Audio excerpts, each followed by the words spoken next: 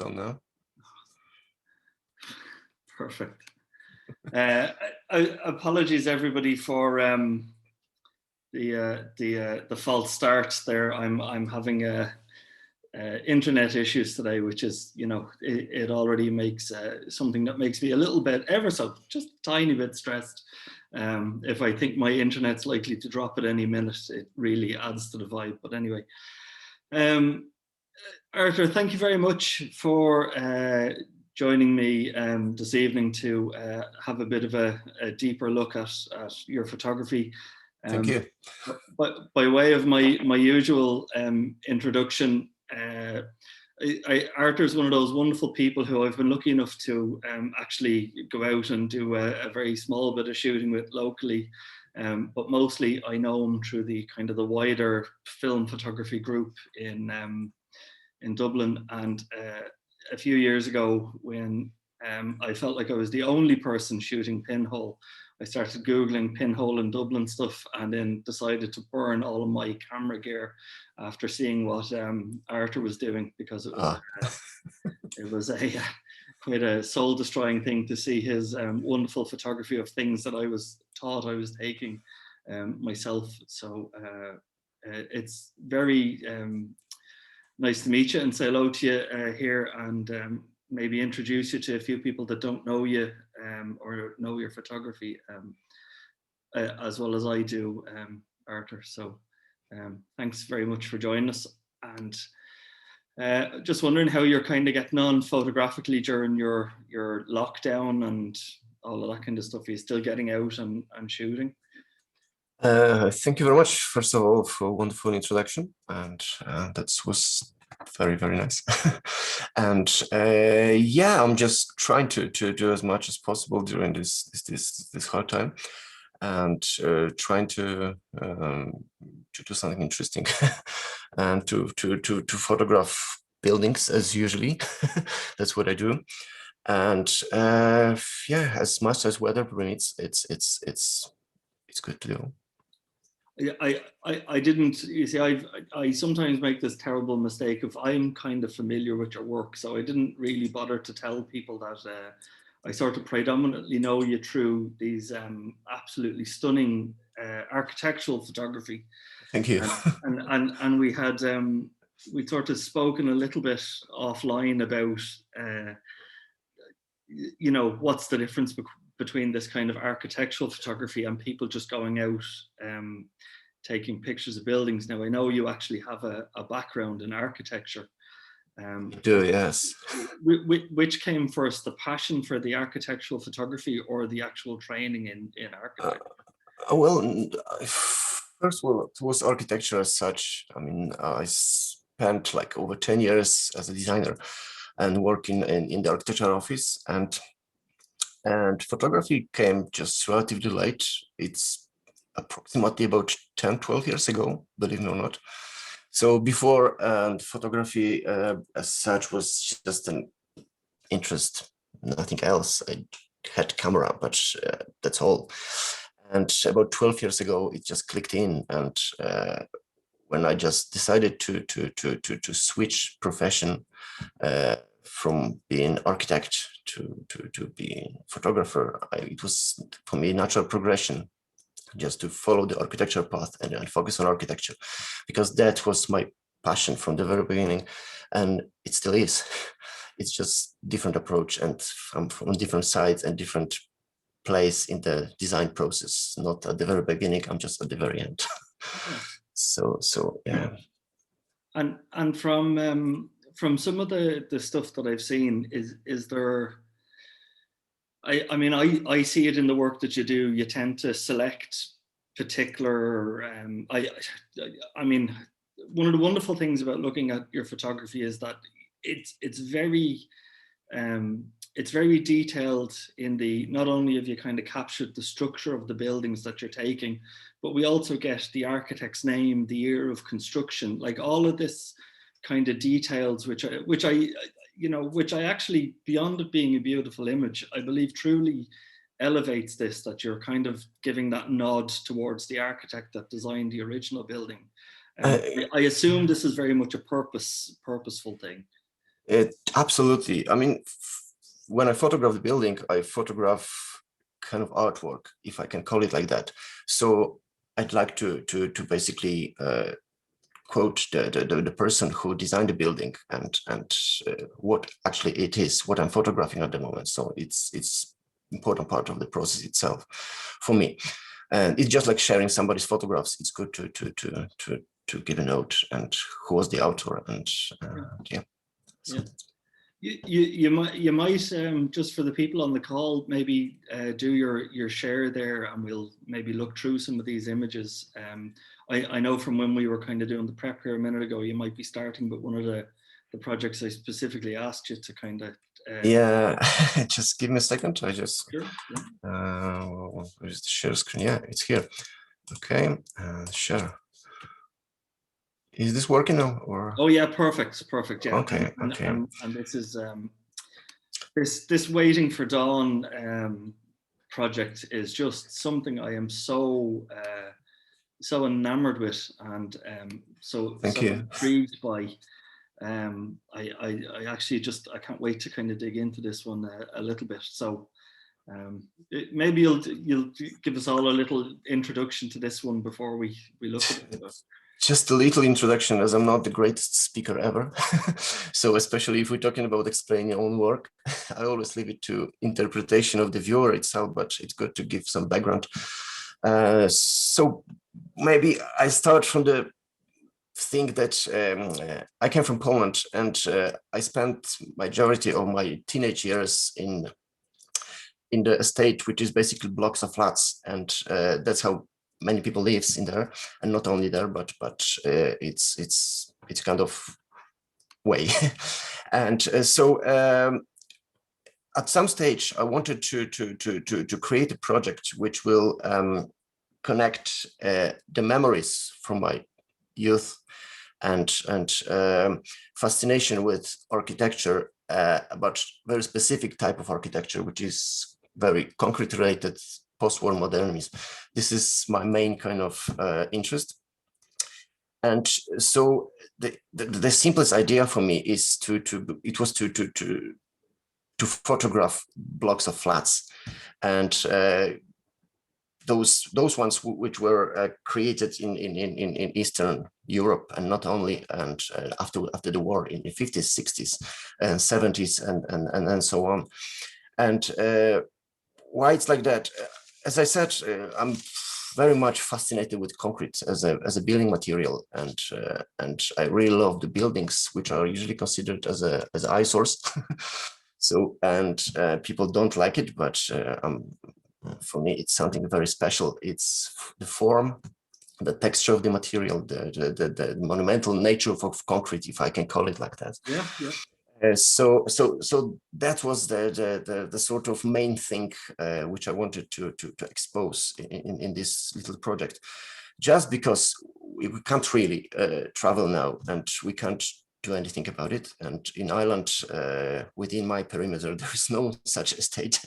Even if I go a little bit further, there is no exactly such buildings like you can see in Eastern Europe. And the little help came in during the Christmas, and I just got a book, which is this.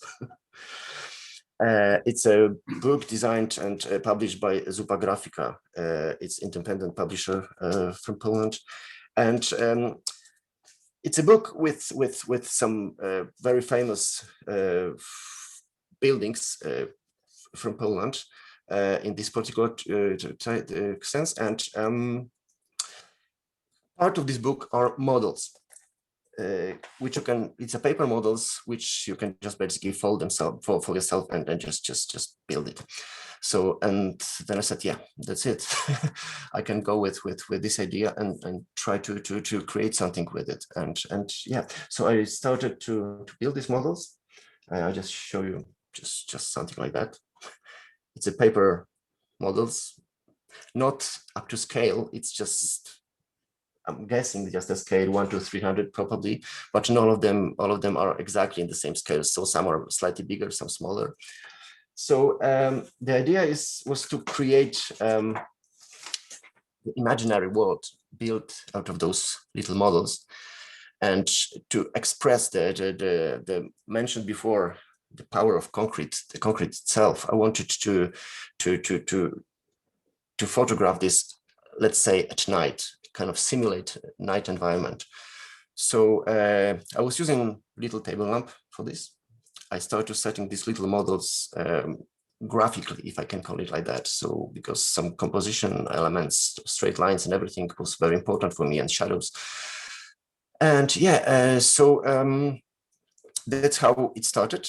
And while waiting for dawn, just because what I wanted to show comes at night with this particular lighting and this kind of situation when, let's say, streets are empty, there was almost no people. And so all this view, all this feeling is gone when the sun rises. That's how the title came from. Yeah. And so we can start with the images. And just one more thing. It's not a purely photographic project, and because there was a little thing I was using after the taking photograph and developing negatives and scanning them.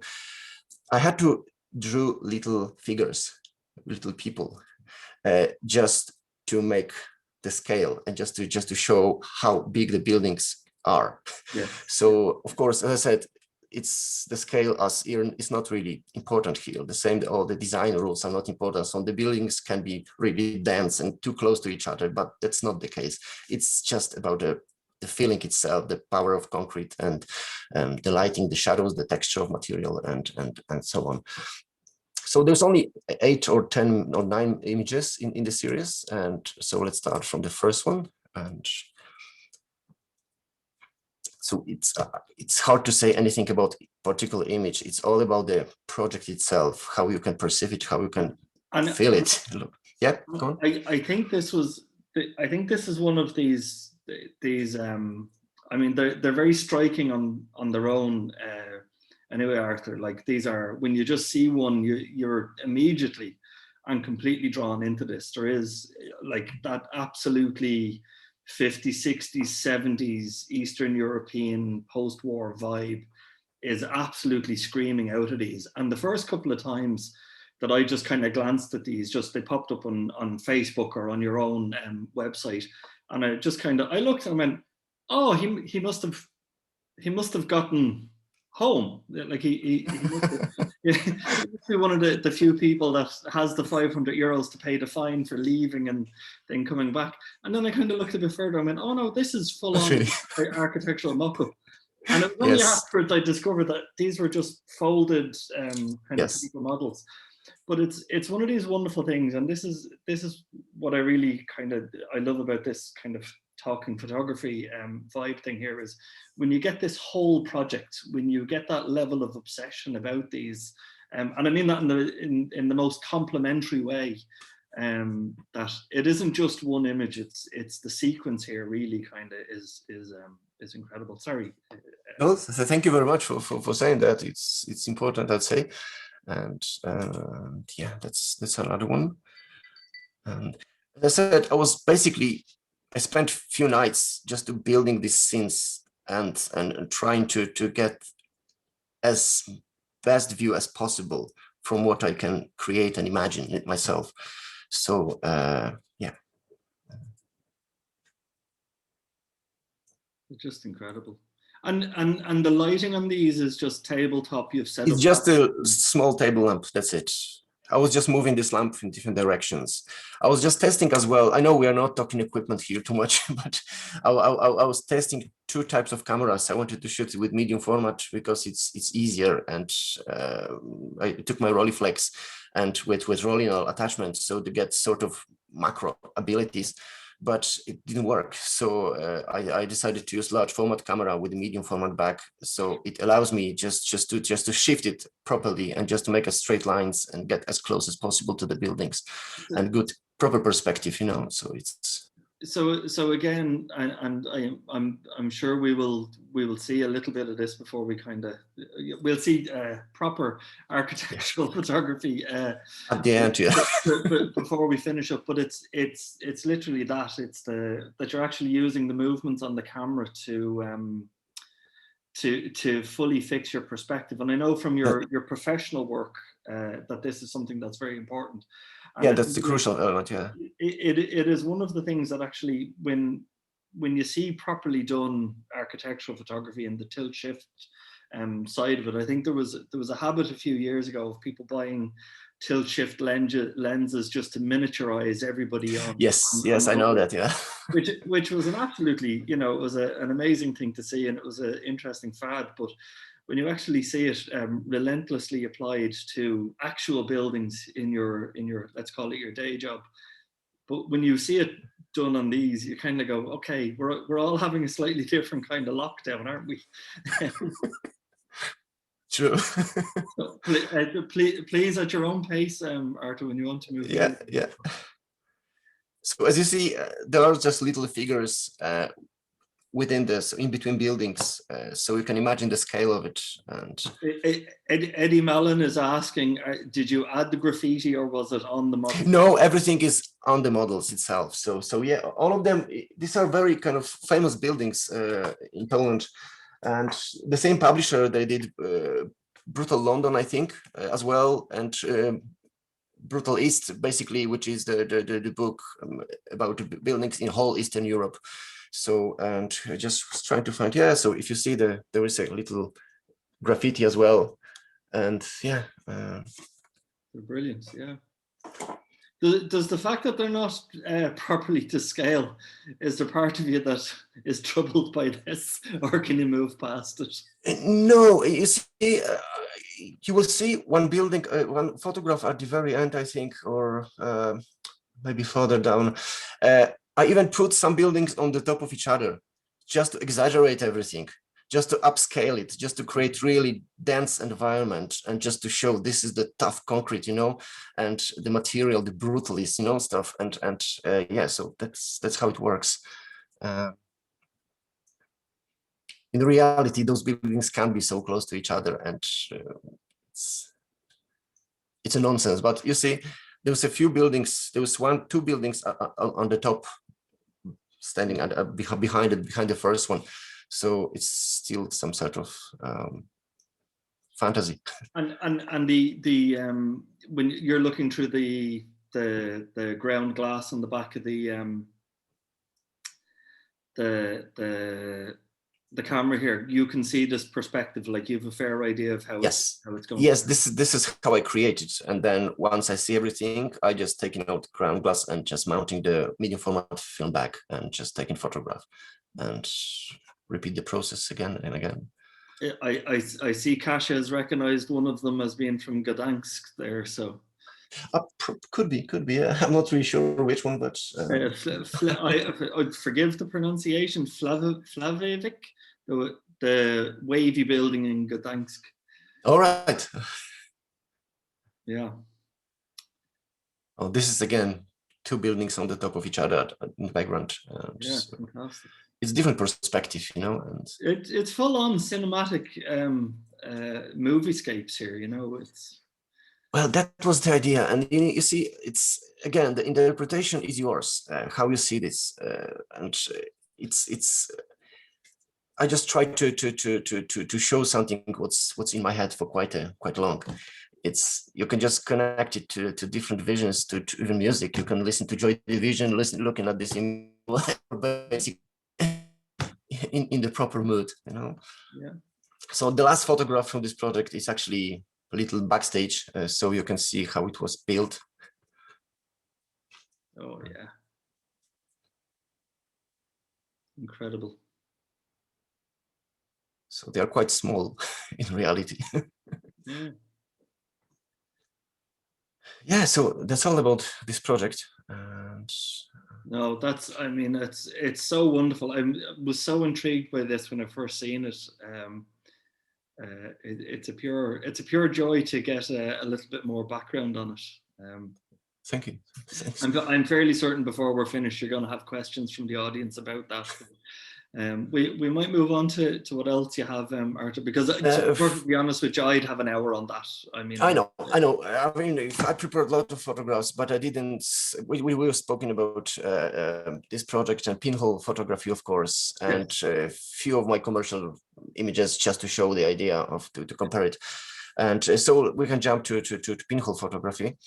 And I started pinhole photography at the very beginning of my photographic journey, which is just, as I said, about 10, 12 years ago. I wasn't one of those photographers who was born with the camera. It's basically just clicked at some stage, as I mentioned at the very beginning. And pinhole camera was one of those tools I wanted to try. So I bought myself the little 0-2000, I think, 6x6 camera. And it was great. It worked for me for a while, but I had this fixation for straight lines and from the very beginning. So there was something not right. I mean, you could set the camera correctly, but if you get a taller building, it didn't work. So basically, these are some images from this camera. It's one of those backlanes in Dublin. Yeah. Or my favorite testing field, which is UCD campus. Yeah. Yeah. Lots of concrete buildings and then I realized after a few years when I just get rid of this camera and that actually there is possibility of getting pinhole camera with perspective simulation. So I have to find someone who can build it. I saw these images on Flickr and Instagram and all this media. And there was a guy in France, I think we were talking about it during the conversation with Monica, I think, about pinhole cameras and reality so subtle or something like this. I don't remember. I tried to order the camera from him, but he was too busy at that stage. And I needed the camera right now. Just give me the camera within 2-3 weeks. I have to have it. That's it. I'm not waiting. So it was impossible. He said 3-4 months. No, thank you. So I did the research and I found fantastic person in Scotland who built already 3 cameras for me. And I just recommended him to other photographers as well. So I'm sure there was few of them in between you who were using the same cameras. So I ordered the first camera. It was extremely wide angle, which is 35 millimeters focal length on 4x5. Oh wow! So that's a super wide camera. Yeah. And the interesting part on these cameras, I start showing images quickly. I have those here just 8x10 model, and it's the fact that you have simulation of viewfinder as well. You have just the lines in here, yeah, which basically you can look like this and that way into the central line, so you can create yourself the vision of the frame you will create. That's it. And the same, you have those two, or it is horizontally another hole, which basically gives you the shift, and this is how we create the straight lines. And so to keep this perfectly straight, then it's not only level on the tripod, but you're then picking which of the holes to. I'm using the top hole then. I'll never use the medium hole. Medium hole is actually glued at the moment. I never use it. It's the top one. It's just to get horizon slightly lower. And yeah, so there. It's amazing to think that a huge amount of us that are doing this pinhole stuff, it's the crazy wide and the distorted effect and the look how I've destroyed reality, or I'm bending reality to look the my warped view of the world, and you're going, no, straighter, more perpendicular. But you see, I have to have straight image, I have to have sharp image, even on pinhole camera. So that's me, I have a kind of fixation on this. It has to be just perfect. Yeah, and it's sort of mathematical approach, it has to be exactly as I want. I have to see what I'm photographing. There's no guessing. Yeah. I absolutely love the idea of the fact that you have some of the most technically correct equipment, which are 4x5, which are ground glass and all of this kind of stuff, and you're going, yeah, but that's too easy. I'll remove the lens. I'll just use a box, but I still want it sharp and I still want it, correct. Yes. So it's it's like, not only have I chosen a very challenging subject, but I'm going to make it harder for myself. I love it. It's fantastic. Thank you. So that's one of those images. It's a Mission Plaza in Bagot Street. Scotland Walker Architects. And another one. This is, you see the exaggerated perspective. This building doesn't exist anymore. It's both Fulcher and just Bagot Street as well. And paper negatives. Exactly. This is the other thing. In those cameras, I'm using mostly on 4x5 direct positive paper, and on 8x10, I often use just basically 8x10 paper, photographic paper, as a paper negative. And that's the easiest way to go for. And then I'm scanning, converting in Photoshop, or I do the kind of sandwich print in darkroom. Again, I don't have darkroom equipment anymore, so basically I use a table lamp to expose it from the back and create the contact print. And yeah, that's something more contemporary in North Wall Key. Yeah. That's another North Wall Key element. This is again contrast. It's another thing which I love in photography. I prefer to have photographs really contrasty with very strong lighting. So it has to be a specific day. Your start or end of the day to try and get this, to get the intense shadows, this kind of stuff, is it? Or it depends. If you have very sunny days, you know, the shadows, the sun is relatively low in Ireland, so you can have really good lighting. This photograph was taken about 11 a.m. I think, or 10 a.m. or something like that. You know, and the paper itself, if you expose it properly, and it's very contrasty. I never pre-flash the paper, and also I measure the light on the highlights in purpose, just to get it exaggerated. You know. So you're deliberately sort of exposing to the exactly there, even in, and that's like, for because not everybody on this call will be kind of into the film or the paper side of it, but if kind of people understand that, not to get overly technical on it, because we don't really do that, but if you normally pick on your camera that you're shooting at 100 ISO or 200 or 400 ISO, where you're often doing that, he's dealing with an ISO of maybe 3, 6, something like that. Yeah, from 2 to 6, I'd say. Yeah, so it's and it's very easy. Just let's say the first pinhole camera I got, this 35 millimeters I was talking about, it was so white. When I was starting to use negatives, I very often cut my fingers opening the hole. So that was very frustrating. So I decided to slow it down and just use the paper only. Then I had a time to get rid of my hand from the front of camera, and that was perfect. And it was great. And yeah. These are so beautiful. Thank you.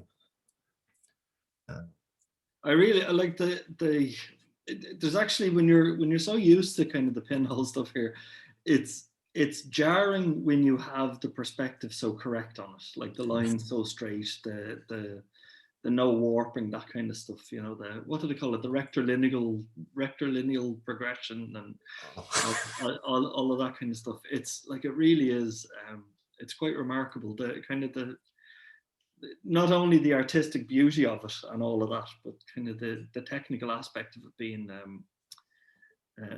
so completely nailed. You see, it has to be like that when I have camera in my hand. It's just has to be straight. Yeah, I get it. Yeah. Oh, the church in Finglas, yeah. Exactly. That's the one. So Ivy Trust buildings and Liberties. It's brilliant. Yeah. For this photograph, just because it was overcast, I had to return 2-3 times to get it correctly, because, you know, I didn't have my light meter back then, because you have to use specific light meter to measure such a low ISO. Standard light meter won't measure it. And I mean, I'm talking about the f-stop as well, because these cameras have like 200 something f-stop, so it's ridiculous. So that's why it has to go to the up in the phone, like pinhole assist or something like that. Every time I revisit Lockdown, I look for the one that I left on the footpath somewhere while taking a photo there. So. Yeah, this one was the first one taken with the 8x10 camera. So you see the amount of details. I can just it's a huge. It's a 4 times bigger negative comparing to the 4x5, which is already quite big. And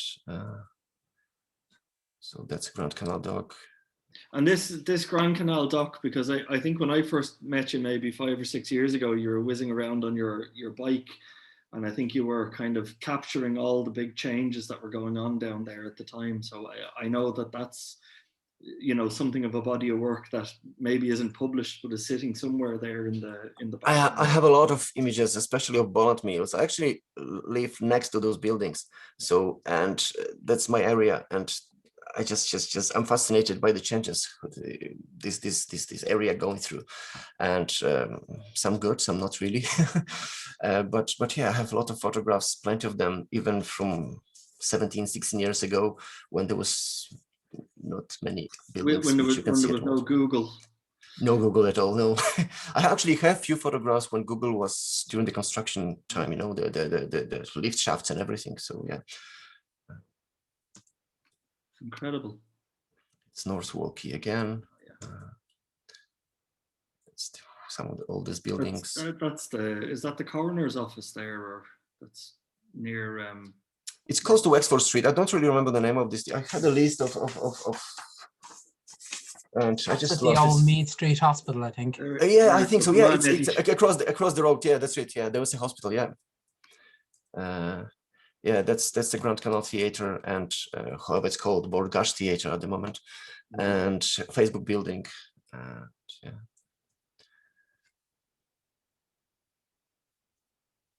That's a Lad Lane.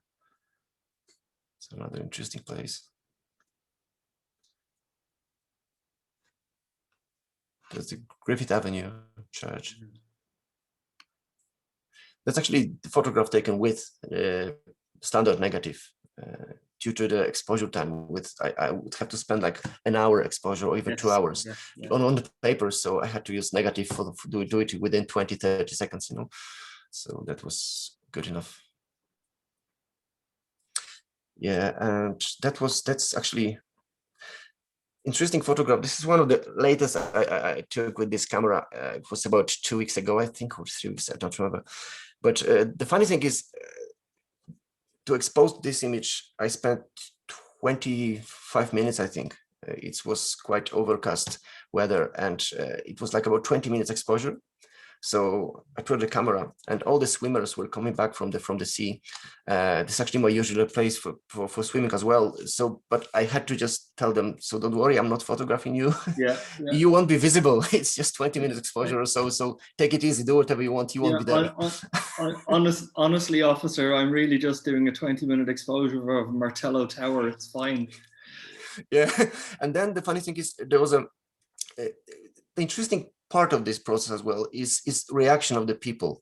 So many people approach you and just talk to you about photography. What is this? How it works? What equipment do you use? What is it for? And one of those persons who approached me during this photograph, they stand in the front of the camera. Oh yeah. And they asked me, do you photograph the seaside? And I said, no, actually, I'm photographing the building, which is just behind you. So you are in the front of my lens, you know? Oh, I'm sorry. Don't worry. You can stand here. We can talk. You still won't be visible, you know? Yeah. You will be gone after a few minutes. So it's. I have a fine selection of I have a folder on the computer of night shots ruined by people. So I was like, I have a camera on a tripod pointed at something. Why have you decided to stand in? Yeah. I mean, people are fun, you know. Anyway, I know. It happens way less now. I know. So that's another. This actually, I photograph landscape from time to time as well. It's not too often, but and I do this actually Akil Island, and the next photograph will be with Cathedral Cliffs. So there seems still some architecture in it, you know, at least in the name. And yeah, again, yeah. Self-portrait. I took 2 of them. This one was about half an hour exposure. So I was sitting in the front of camera for half an hour, just trying to be still. Yeah. It wasn't really possible. So there's another one. It's much faster. That was just about 5-6 minutes, I think. They're nice. Yeah. Yeah. And that's it. If we're talking about pinholes, I mean, I have plenty more photographs, but would be taken another half an hour or so just to go through them. And yeah, I just wanted to kind of give people because I think there's a thing kind of when you look through what you do, you know, there isn't, I mean, obviously your professional work is, you know, you can see that in your professional portfolios there, and it's architectural, interiors, exteriors, that kind of stuff. And that's very obvious. But when you start looking at your other stuff, your project stuff, there's a little bit of, you know, the portraiture, the pinholes, and then this, your Dawn project. There's just, you know, there's just that. I suppose it's for anybody who's been kind of concentrating on photography for you know 16 years, as you say. There's that thing of like, you know, there's not one project, but everything you do, you seem to, or certainly the way you present it, there's an awful lot of effort goes into making sure what you're putting out there is kind of the best of what you're doing, would be my view of it anyway. Because I think an awful lot of us sometimes we take something and we get very excited about it and we show the world, and then as we improve over time, we forget to stop showing the other stuff. You know, I long held the belief that maybe the best thing I could do is go back and start deleting things or removing things. You know what? I found another interesting thing, that when I go to my old photographs, I can search for some certain images, and some of them are really good, some of them are terrible. But you know, you would be surprised that some of the images you took in the past are really good. There's nothing wrong with them, and so it's. I know we're progressing all the time, and we're changing, and I can see myself even from 5-6 years ago. Photographs are completely different, but it's like a natural process, and I'd say it's you know, different, you know. Yeah. So I can show you some of my commercial work as well. Yeah, lovely. And just to give you an idea, because analog photography. I think in the time frame that we've been doing this, Artur, I mean, we've had a couple of people who the day job is photography. We've had a couple of professional photographers, but generally, not to do anybody. I think that kind of the line between amateur and professional, or enthusiastic idiot, which is where I'd put myself.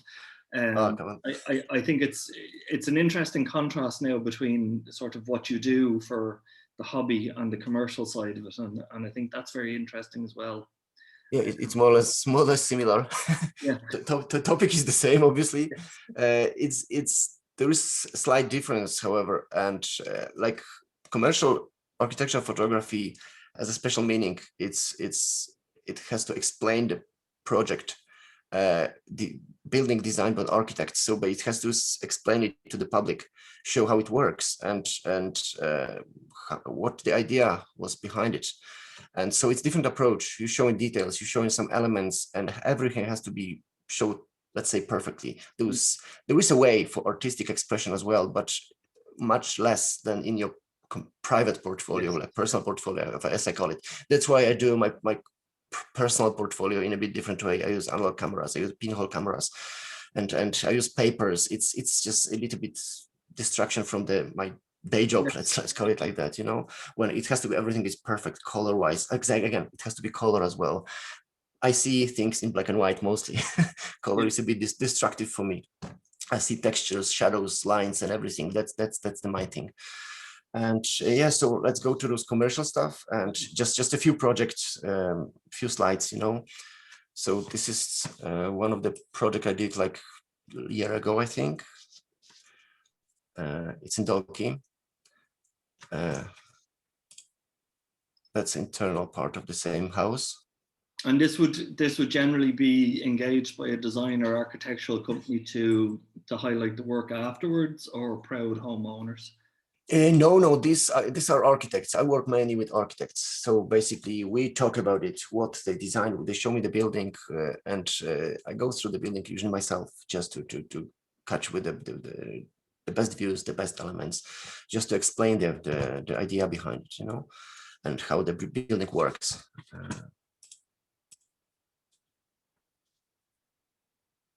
So that's a Donnybrook house. Mm.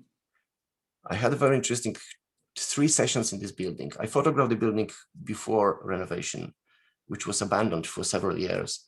And that was really nice session, and took everything in black and white. That's what client wanted, black and white photographs of abandoned, empty, ruined building. And then another session or 2 subsequent session with everything like job after what was done with the building after that, which was actually within the next 2 years, I think happened. Yeah. I'm loving that you're still capturing the human element here. You know, just to give a scale, and something more interesting. And in these projects, in professional architecture photography, it's good, I'd say, to have sometimes human figure moving somewhere or just standing somewhere. Just it really gives perspective, Oh, this is actually the photographs from Donnybrook House, the before the renovation. Fantastic. Yeah. It was a job for Garda Station, on Kevin Street. This is internal part of this building. So as you can see, it's slightly different approach, different type of images. It's not only color, it's just different framing. And yeah, it's a Cork university, not Cork, Limerick. That's another, it's courthouse in Limerick as well. Oh, yeah. Fantastic. It's Monkstown. It's a house renovation and extension. And your setup is the same. You're using the standards on the camera to get your angles and everything right, or is there an element of correcting them afterwards for? No, I use tilt shift lens. It's one of the basic tools you have to have. I mean, you can use correction in Photoshop, but it's not the same. Yeah. You would be using the amount of image, So I want to have the full frame, and without losing any part of the images. So I have a large image, and I try to do as much as possible on site, so there will be little correction afterwards and less work in the computer.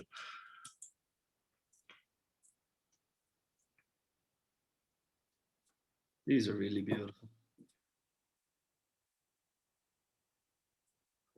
Thank you.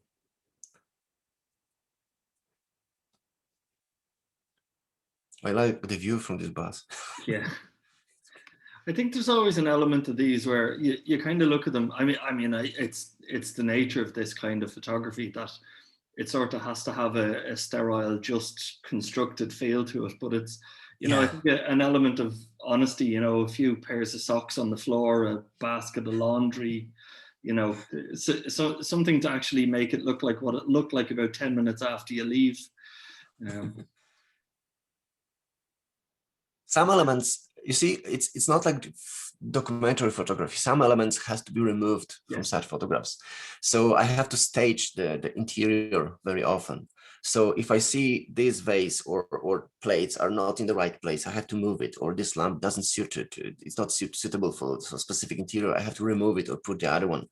And so it's a commercial job, It's interesting, very interesting and challenging sometimes, but it's different approach. I have to make it perfect. Just like every image goes straight to the magazine. That's the purpose of it. Yes, yeah, absolutely, yeah. And this is just the last photographs I took a couple of years ago for a state agency, actually, photographing buildings they were selling or renting for new people. And it's very interesting to see the busy streets. Yeah, it was pre-lockdown time. And so that's all what I have to show you at the moment. Absolutely fantastic. I mean, I'd encourage people to maybe connect with you on Facebook, or certainly visit your personal website, because we haven't even touched on your absolutely fantastic portraiture. And I know you have this I can't quite remember the name of it. You're kind of mid coffee or waiting for coffee or it was coffee flavor that my old project. Flavor. Yeah. You know, just you know, there's a lot of kind of architectural stuff here, but there's a very human element. Despite your best efforts, there's a very human element to some of your photography as well. So. If you're happy enough, I'll maybe open it up for a couple of minutes for questions. Yeah, sure, absolutely. So if I'd encourage people to maybe unmute themselves and ask a question there if they want, or if you're not happy doing that, if you type it in the chat there, I'll ask for you. I don't mind. Shall I stop this sharing or now? Oh yeah. I mean, if somebody's a particular image they want to look at again, we can bring it up again. So, yes, that's true.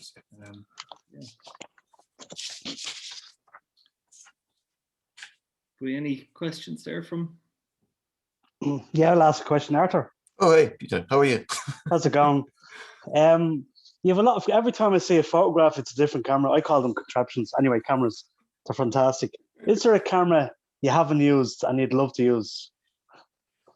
Oh, I don't remember such camera, to be honest. No, there is one. Seems like you know what? Your question. Yeah, Peter. There is one. There is a Fuji. I think it's GX or GFX. I don't remember the name. It's a large medium format camera with tilt and shift front element. It's a beast. You can work basically on the tripod with this camera. But yeah, I would love to try it one day. Yeah. Okay, cool. Otherwise, I used to have a lot of them, and yeah. Jim Leonard will get one cheap for you. Hey, Artur, Yeah. I loved your photos, but I was looking on your website and the portraits in the coffee house that you took. Thank you. Just beautiful. And look at the film imprint also. You were shooting with a 4x5 in some of these cases, yeah? For the coffee series. Yeah. No, coffee series was done on 6x6 square format. I thought it was 4x5, and I was just trying to imagine taking a big, field camera to the coffee shop and setting it up while you're asking somebody to hold with her. But there was a candid nature of these photos. They didn't appear posed, as very natural and just striking. You see, that was the idea of the project. So basically, the person sit in with the coffee. It's basically gather the mind and just think about something, being natural. And when I feel there is the right moment, I click the camera. So I expose few images and I choose the best one. But we had like an hour and a half in the front of coffee, just to chat and to take photographs. So it was possible to catch it the natural way, kind of, let's say. I make sure you don't undersell your people work, because your buildings and structures are very nice, but your photos of people are great as well. So thank you very much. Thank you. Paul, that's it's a concern I have with these things. I'm kind of walking a tightrope between what I would quite happily do, which is trap you all here for 3 or 4 hours and speak to people about film, camera, paper, gear, portraits, landscapes.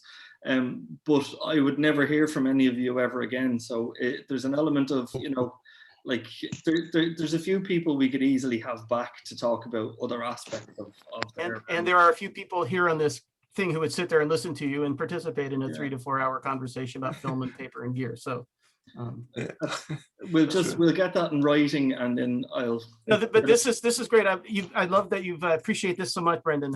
Introducing us to some other photographers whose work I wouldn't know about. So this is great. Thank you. Yeah.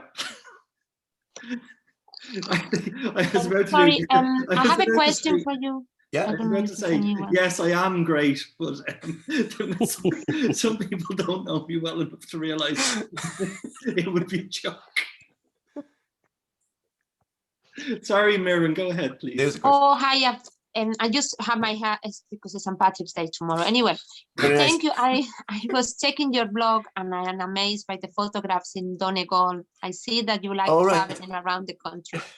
I don't know. I wish I can travel to Donegal soon. But anyway, I just wanted to ask you about these pictures. I don't know if people have time to watch, but there are some beautiful pictures. The ones you took in the churches. For you mentioned the architect Liam McCormick. Yes. I was interested in the pictures that you took inside the church. It's just absolutely amazing.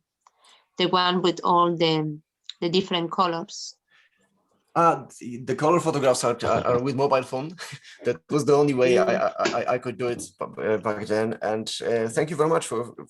I love those churches. There's a few of them in Donegal, and I had the chance just to visit 2 only. And it was last summer here, so we had this window opportunity to travel back then within the country, and I tried to use it as much as possible. So yeah, and just 2 churches, but these are beautiful, beautiful churches, both of them, and there was many more to visit, and I'd love to do it one day. And yeah. So what's your plan now when we are in lockdown and hopefully soon Corona will be gone? What my plan? You mean You have plan? to bring this. You mean You have to plan bring to Switzerland. especially for architecture? Yeah. Yeah. Yeah, that's true. Well, I don't know. I mean, I want to continue in some way this project with the models, but my crazy idea is to build own models. I have materials already, but I don't want to build like a proper models to scale. I want to again build some sort of suggestion of the building, some cubes and some more abstract and yeah, that's the idea at the moment for the next few weeks and few months, maybe. It would be wonderful to bring some of your brutalist models and when you can travel, bring them with you and set them up in front of the buildings. Okay, slightly harder to control the lighting, but you would have some tremendous fun trying to get your perspective and your straight lines there, I think. Yeah, that's a good idea, actually. Yeah. Anyone else there that wants to? Yeah. How did you get the people in the model photos? In the model photo, I drew them. I used the iPad and a little pen, So I basically drew the person with the shadows and everything. So Yeah, that's how I did it. I mean, I tried to do it a different way. I tried to cut these people with paper. I tried to use the blue tack and other things. It didn't work. I mean, I couldn't get a proper figure. It would be so small, like a few millimeters. I couldn't get a shape. so yeah, I had to just use basically iPad and pen, and that's it. And it works perfectly. I could just zoom it, just make proper figure, and that's it. You didn't destroy your negatives with it or anything. Exactly. Boring it on. Yeah. Just on your pinhole, Artur, what's the percentage of, I think I asked you before, what's the percentage rate of decent photographs you take in your pinhole? Percentage? 100%. I don't know, No such thing as a bad pinhole photo. No, but for your own taste or your own professionalism. I don't know. It's hard to answer. And I use this camera. That was your answer the last time. Come on, fess up. 100%. It's a 90% failure rate. Come on, bit of honesty. Nobody is that good. No, if we're talking about the percentage of photographs coming out good from these cameras, and if I'm not fighting with the paper, because sometimes I found the negative paper is very easy to work with, opposite to direct positive paper, which can be really kind of tricky. Okay. And I have quite high rate of proper photographs. If I'm not messed up anything, I get, I'd say 9 out of 10. Oh wow, that's fantastic. Proper photographs. Yeah, I mean, it's once you know your workflow and know how to handle the material, know how to measure the light, it's relatively easy. Of course, at the beginning, it was just a try and error. It's different sort of.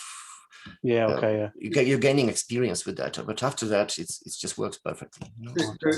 There is absolutely, because I know from my experience of it anyway. There's an element of it's so disappointing when it goes wrong, that you do get better.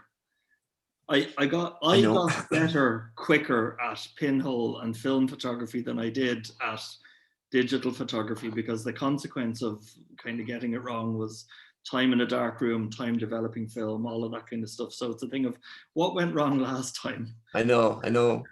You see, yeah, go on. Sorry, Hayden wants to know, what do you do while you're waiting for these 20-minute exposures now? And Hayden's a guy who will do a long exposure with neutral density filters and that kind of stuff. So I'm sure he's used to, a long exposure of multiple seconds. So curious about your 20-25 minutes. You know what I do? I usually talk to people. I look at the watch and just to check the time, because it doesn't have to be perfectly up to each second. It's just more or less, you know. And as I said before, many people approach me and we talk and I explain the things, talk about photography and other stuff. It's always with this camera, you can't stand alone. There was always somebody approaching you. Excuse me. So yeah, the time passes quickly, and looking at the watch or stopper or whatever it is, and talking to people. Yeah. I noticed how beautifully exposed your work was. You said you on the highlights and some of the cases where you're trying to emphasize the contrast. And I'm wondering if you accounted for reciprocity in your calculations, because when I first started with Pinhole, I didn't know anything about this concept. So I had a proper metering, you know, for time and the aperture and so forth.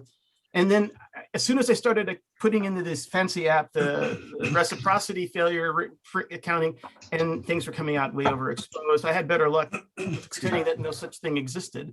And I don't know, maybe it's different when you have to do a 30-minute exposure with paper than with a 35-second or 60-second exposure with film. I'm not thinking about it at all. It's beyond my interest. If we're talking about the pinhole cameras, and especially black and white photographs and the paper, it's just like a non-existent problem, at least for me, in my case, you know. So, and yeah. I love the idea of putting so much effort into it, Artur, and then not overthinking it. It's true, but you know what? It used to be worse. When I took photographs a few years ago with the proper camera, lens-based camera, and the frame wasn't perfect, there was something in the frame which shouldn't be, I would get rid of the frame. I would come back and took photograph again. I'm not so stupid anymore, you know. Yeah. My time is too precious now, and I'm just cropping sometimes images if we're talking about negatives and everything. I'd never do it with the paper. The paper is paper, so the photograph is as it is, as I expose it. But lens-based cameras, I use crop sometimes, just a little bit off or something. But that's the part of the process. But it used to be hard, really, really hard. If something was in the frame which shouldn't be there, forget it. We're coming back next time. Are you completely self-taught, Artur?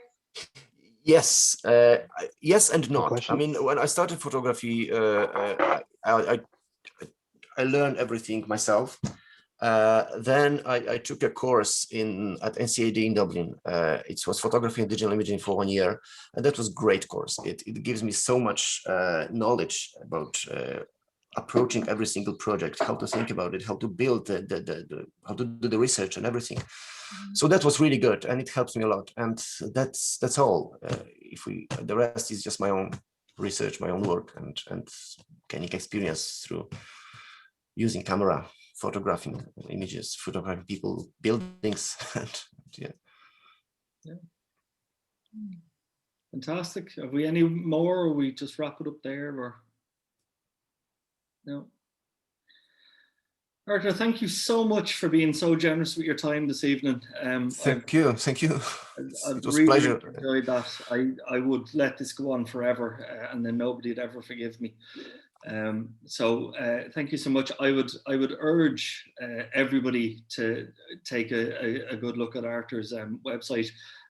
He's quite friendly. Connect with him on Facebook, and he quite routinely posts these wonderful architectural shots, where for those of you who were supposed to visit Dublin last April and unexpectedly for World Pinhole Day and unexpectedly had your trip cancelled, you can at least see bits of our beautiful city as Artur's taken them. So I'd encourage you to do that.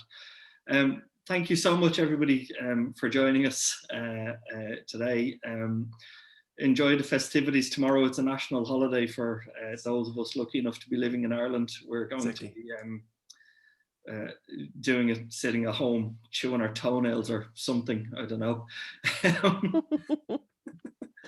Best of luck, everyone, and we might see you all next month. So thanks, guys. Thank you very much, and happy St. Patrick's Day tomorrow. Thank you. Happy St. Patrick's Day. Happy St. Patrick. Be safe, everyone. Thank you. Bye-bye. Thank you. Thank you, Brendan, for organizing. Really. Thank you.